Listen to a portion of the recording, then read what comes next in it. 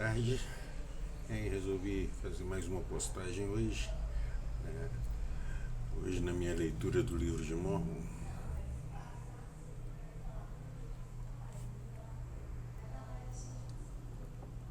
Fazendo lá meu plano de estudo. Seguindo meu plano de estudo, eu cheguei no primeiro Nef, capítulo 6. E uma coisa interessante, logo no início do capítulo, o capítulo todo, né? É um capítulo bem curtinho. E marquei hoje, logo no primeiro versículo. Deve ser porque eu estou muito empenhado com a história da família, né? Genealogia. Então, esse versículo, nessa vez que estou lendo, me tocou particularmente. Nef diz, versículo 1, e agora eu, Nef, não menciono a genealogia de meus pais nesta parte de meu registro, nem a mencionarei uma vez sequer nas placas que estou escrevendo, porque está no registro que foi feito por meu pai. Não o escreverei, portanto, nesta obra. E lá no versículo 6 ele diz, ordenarei, portanto, a meus descendentes que não ocupem essas placas com coisas que não são de valor para os filhos dos homens.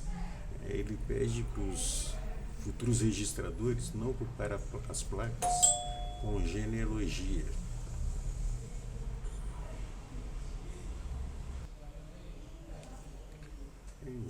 Dessa vez, lendo as placas, eu achei interessante isso. Nef, dizendo para eles não ocuparem as placas com genealogia, eu me lembrei de 1987. Eu tinha uma classe do seminário, 87, 88, e o curso que nós estudamos foi o livro de Mórmon. Eu me lembro quando nós chegamos lá no terceiro livro de Nef, no livro de Mórmon, os alunos gostavam de dizer, quem está falando aqui é Nef, filho de Nef, que era filho de Elamã, que era filho de Elamã, que era filho de Alma, que era filho de Alma, que era um descendente de Nef, que era filho de Leí, e saiu de Jerusalém 600 anos antes da vinda de Cristo. Então, estudando o livro de Mórmon, dá para ver que os nefitas, de alguma forma, preservavam a genealogia deles. Então, pensando nisso, eu fiz uma anotação para esse versículo. Genealogia no livro de Mórmon.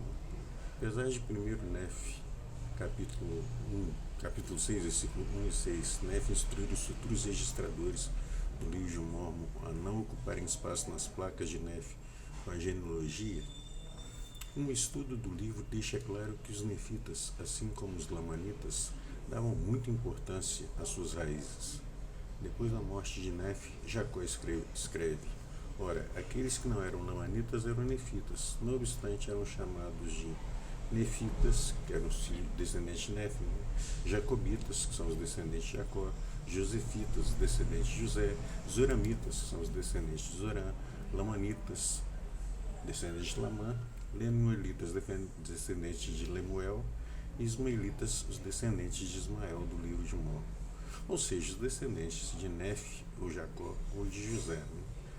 Aproximadamente 1000 anos depois da morte de Nef, Mórmon escreveu o seguinte.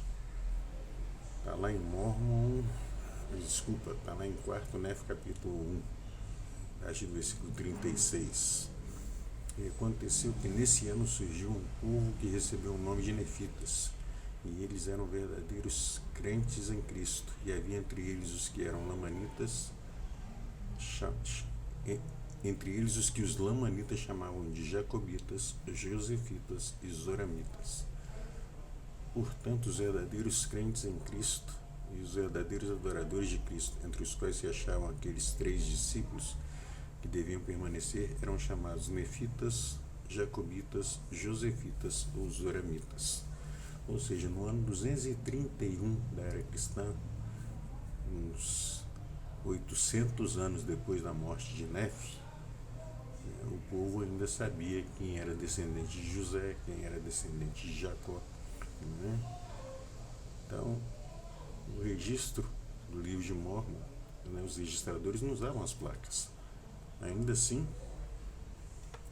de alguma forma eles preservavam sua história da família, sua genealogia. Tem muita coisa, eu estudei, foi hoje capítulo 6 e 7 de 1 Nef, mas já no primeiro versículo me fez meditar bastante. Fazendo aquilo que Neff dizia ser prático, né? Aplicando as escrituras às nossas circunstâncias. Vamos fazer a nossa história da família.